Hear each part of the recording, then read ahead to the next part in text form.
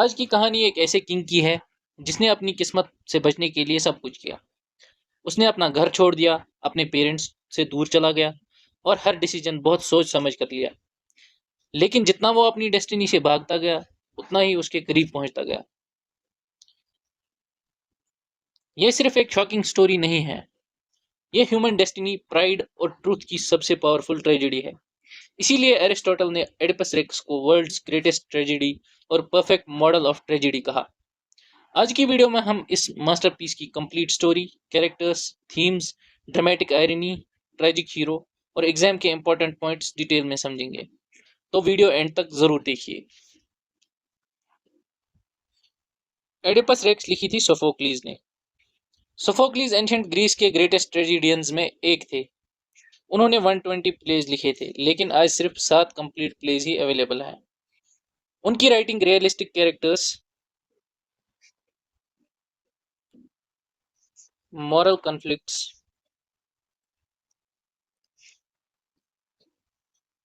और psychological depth के लिए फेमस है।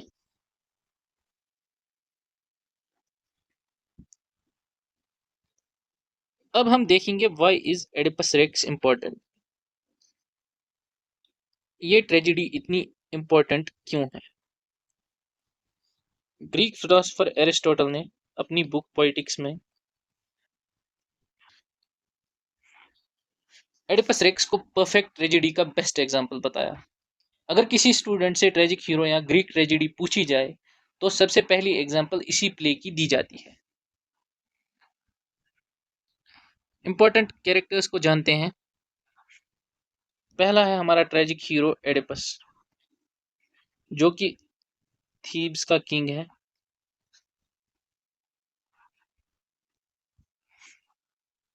इंटेलिजेंट है,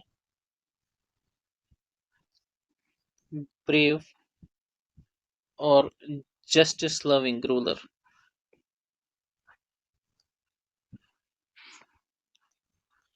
जोकास्टा, क्वीन ऑफ थीब्स और एडिपस की वाइफ।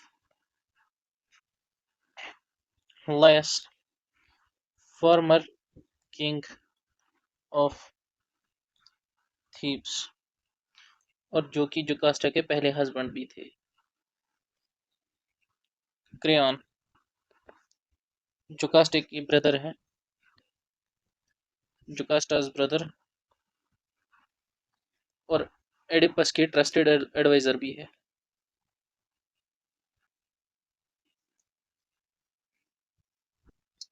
टाइरिशियस, जो कि एक ब्लाइंड प्रॉफिट है। एंटिगनी, एडिपस की डॉटर है। एडिपस और जोकास्टा की डॉटर।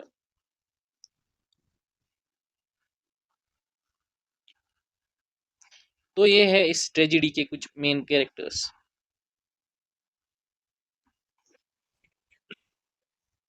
स्टोरी शुरू करने से पहले ये देखते हैं कि एडिपस थीब्स का किंग कैसे बना।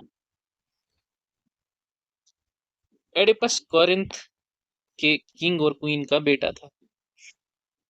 कोरिंथ में एडिपस के रिलेटेड एक प्रोफेसी होती है कि he will kill his father and marry his mother. इस प्रोफेसी से बचने के लिए एडिपस कोरिंथ से भाग जाता है और भागते भागते वो थीब्स पहुंच जाता है। जो ही वो थीब्स पहुंचता है, उसे एक क्रॉस रोड पर एक बूढ़े आदमी से मुलाकात होती है। उन दोनों में लड़ाई हो जाती है और वो उस बूढ़े आदमी को मार देता है। जब वो थोड़ा आगे चलता है तो उसकी मुलाकात होती है एक मॉन्स्टर से जिसका नाम होता है स्फिंक्स।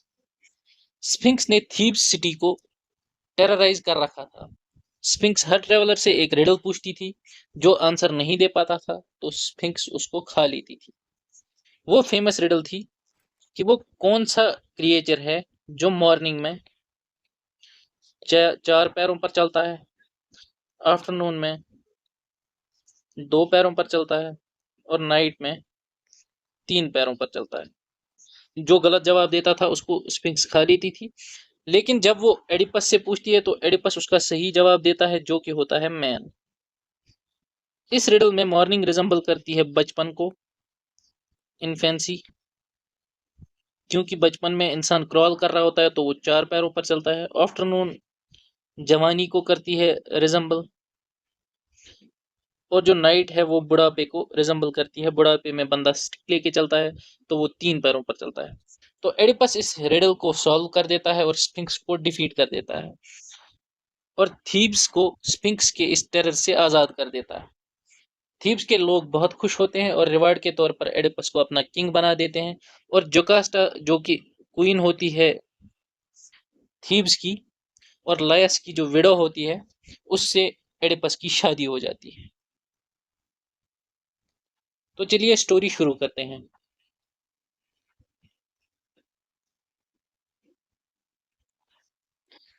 स्टोरी शुरू शुरू होती है थीब्स से। पूरी सिटी एक प्लेग से सफर कर रही होती है। लोग मर रहे होते हैं, फील्ड्स बैरन हो रही होती है, और लोग एडिपस से मदद मांगने आते हैं। एडिपस, जिसने कि पहले भी एक मुसीबत से थीब्स को बचाया था, वो अपनी प्रजा से प्रॉमिस करता है कि वो अपनी प्रजा को बचाएगा।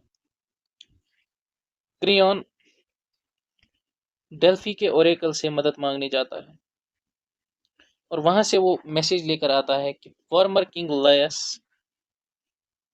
के मर्डरर को जब तक पनिशमेंट नहीं मिलती है तब तक प्लेग खत्म नहीं होगा।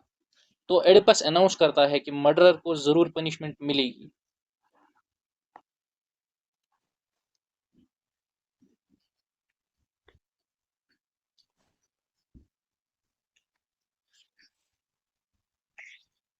उसके बाद एडिपस ब्लाइंड प्रोफेट टाइरिशियस को बुलाता है। टाइरिशियस पहले सच बताने से मना कर देता है। वो जानता है कि यह सच सबकी जिंदगी बदल देगा, लेकिन एडिपस के प्रेशर के बाद वो कहता है, यू आर द मर्डरर। वो एडिपस से कहता है कि तुम ही ने किंग लायस को मारा है। एडिपस ये सुनकर गुस्से से भर जाता है। उसे लगता है कि टाइरिशियस और क्रेयन उसके अगेंस्ट कॉन्स्पिरेसी कर रहे हैं।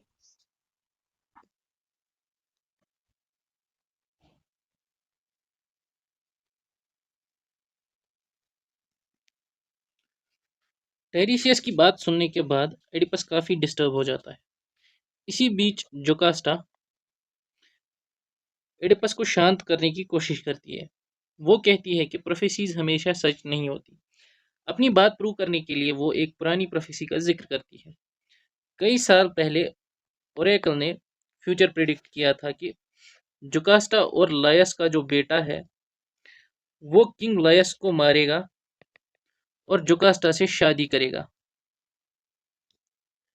इस भयानक फ्यूचर से बचने के लिए लायस और जुकास्टा ने अपने बच्चे के पैर बांधकर एक पहाड़ पर मरने के लिए उसे छोड़ दिया।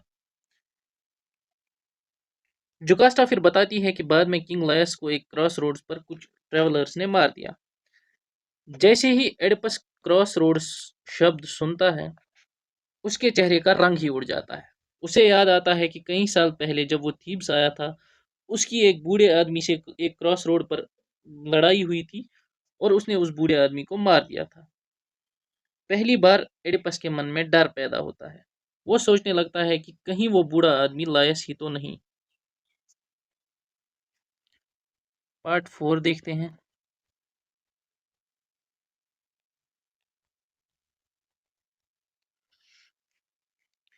इसी बीच कॉरिंथ से एक मैसेंजर आता है, और वो बोलता है कि कॉरिंथ के जो किंग है पॉलीबस, जो कि एडिपस के पिता हैं, उनकी डेथ हो गई।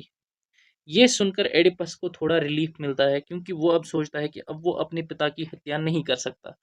अब वो प्रोफेसी पूरी नहीं हो सकती। लेकिन मैसेंजर एक और शॉकिंग बात बताता है। वो ये कहता है कि पॉलीबस एडिपस का रियल फादर नहीं था। यह सुनकर एडिपस हैरान रह जाता है। मैसेंजर रिवील करता है कि जब एडिपस एक बच्चा था, तब एक शेफर्ड ने उसे कॉरिंथ लाया था और किंग और क्वीन को दे दिया था। फिर किंग और क्वीन ने एडिपस को अडॉप्ट कर लिया था, क्योंकि उनकी कोई औलाद नहीं थी।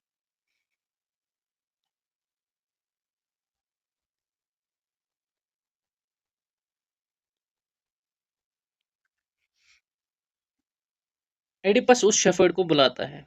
शुरू में शेफर्ड सच बताने से मना करता है, लेकिन जब एडिपस को गुस्सा आता है और वो उसको वार्निंग देता है, तब वो टूट जाता है।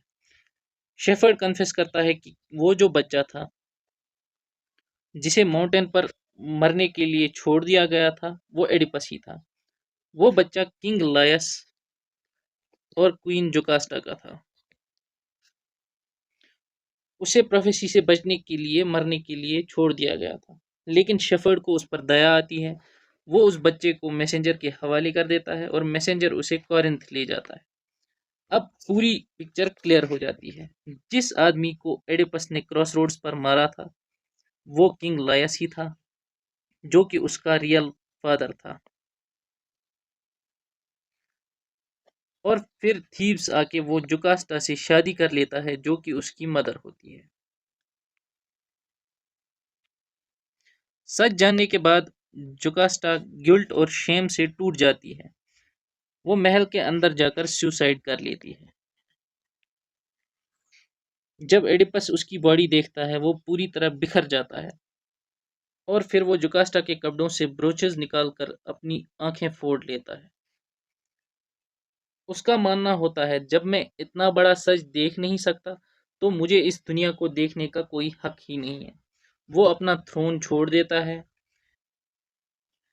क्रियॉन को थीब्स का नया रूलर बनाया जाता है और एडिपस एग्जाइल पर चला जाता है। उसकी बेटी एंटिगनी भी उसके साथ चली जाती है। इसी हार्ट ब्रेकिंग एंडिंग के साथ ये प्ले खत्म हो जाता है। कुछ मेजर थीम्स देखते हैं हम इस प्ले के। पहला है फेट वर्सेस फ्री विल। जैसा कि हमने देखा, सभी कैरेक्टर्स प्रोफेसी को रोकने की कोशिश करते हैं, लेकिन उनकी हर एक्शन प्रोफेसी को रोकने के बजाय उसे पूरा कर देती है। सोफोक्लीज यहाँ एक बड़ा सवाल पूछते हैं कि क्या इंसान अपनी डेस्टिनी बदल सकता है, या हम सब अपनी किस्मत के अकॉर्डिंग ही जीते हैं। दूसरा है blindness versus sight. Tiresias physically blind होता है, लेकिन उसे सब दिखाई देता है। उसे ट्रूथ का पहले ही पता चल जाता है, जबकि एडिपस सब देख सकता है, लेकिन वो सच देख ही नहीं पाता। लास्ट पे जब उसको सच का पता चलता है, तब वो अपनी आंखें फोड़ लेता है और वो भी फिजिकली ब्लाइंड हो जाता है। यानी सोफोक्लीज दिखाना चाहते हैं कि सिर्फ आंखों से देखना ही नॉलेज नहीं होता, सच को समझना ही असली विजन होता है। थर्ड वन इज ह्यूब्रिस, यानी प्राइड। एडिपस एक इंटेलिजेंट और सक्सेसफुल किंग होता है, लेकिन धीरे धीरे उसका कॉन्फिडेंस ओवर कॉन्फिडेंस बन जाता है। वो टाइरिशियस की बात नहीं मानता और क्रेयन पर शक करता है। यही उसका ट्रेजिक फ्लॉ बन जाता है।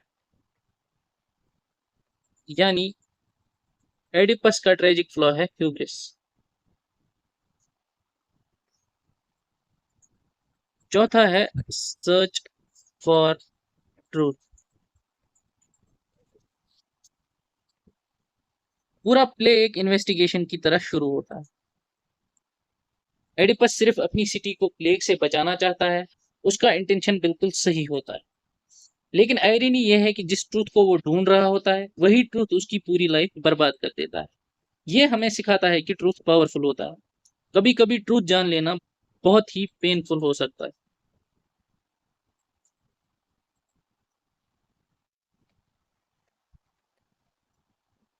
अब हम देखेंगे प्ले में किन किन लिटरेरी डिवाइसेस का यूज हुआ है। सबसे पहला है ड्रामेटिक आयरनी। जैसे कि हमने आयरनी वाले वीडियो में देखा था, ड्रामेटिक आयरनी का मतलब होता है कि ऑडियंस को वो सच ऑलरेडी पता होता है, जो स्टोरी के कैरेक्टर्स को नहीं पता होता। एडिपस रेक्स ड्रामेटिक आयरनी की सबसे फेमस एग्जांपल मानी जाती है। इसी वजह से प्ले का सस्पेंस और इमोशनल इम्पैक्ट बहुत पावरफुल बन जाता है। दूसरी लिटरेरी डिवाइस जो यूज हुई है, वो है सिंबलिज्म। जैसे कि हमने पहले भी देखा, टाइरिशियस फिजिकली ब्लाइंड है, लेकिन उसके पास इनर विजन है। उसको सच का पता सबसे पहले लग जाता है, लेकिन जिनके पास आंखें होती है वो सच देख ही नहीं पाते। तीसरा है फोर शेडोइंग। सोफोक्लिस बिगिनिंग से ही एंडिंग के हिंट्स देते रहते हैं, जैसे ओरेकल की प्रोफेसी, टायरिशियस की वार्निंग, जोकास्टा की कहानी और क्रॉस रोड्स का जिक्र। ये सब क्लूज ऑडियंस को ग्रेजुअली फाइनल रेवलेशन की तरफ ले जाते हैं।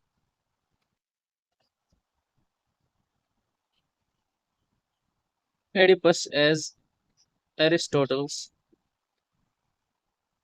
Perfect tragic hero. तो एडिपस कैसे फिट होता है, कैसे एक परफेक्ट ट्रेजिक हीरो है एरिस्टोटल के अकॉर्डिंग? सबसे पहली क्वालिटी है नोबल बर्थ। एडिपस थीब्स का किंग था और रॉयल फैमिली से बिलोंग करता था, तो एक क्वालिटी फुलफिल हो गई है। सेकंड है हमाशिया, यानी ट्रेजिक फ्लॉ। जैसा कि हमने अभी देखा कि ह्यूब्रिस एडिपस का ट्रेजिक फ्लॉ था।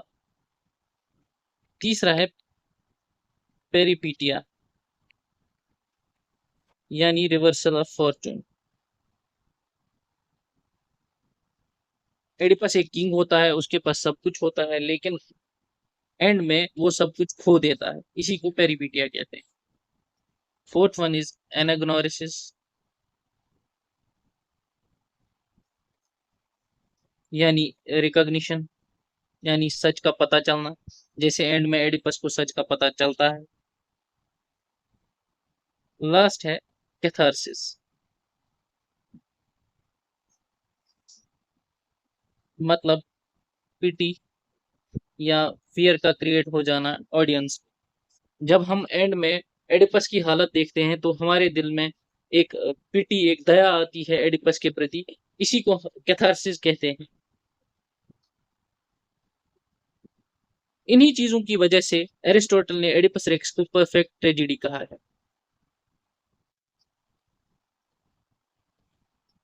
अब कुछ एग्जाम पॉइंट ऑफ व्यू से इंपॉर्टेंट क्वेश्चंस देखते हैं।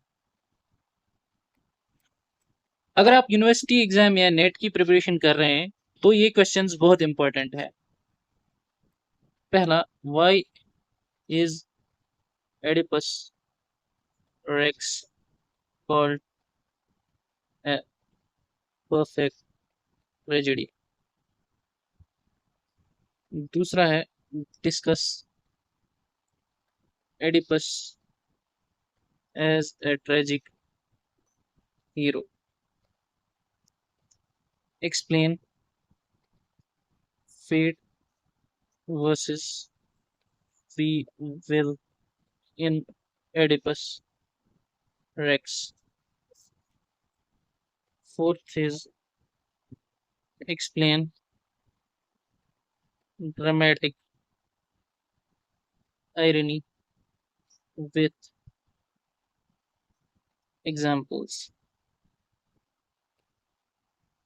Fifth, discuss blindness versus sight as symbols. Sixth, write a note on Hamashiya, Peripetia, Anagnorisis, and catharsis. Seventh है, discuss the role of Tiresias in the play. तो इन questions के answers अगर आप इस video से prepare कर लेंगे तो प्ले का मेजर पोर्शन कवर हो जाएगा और आप एग्जाम में अच्छा स्कोर करेंगे।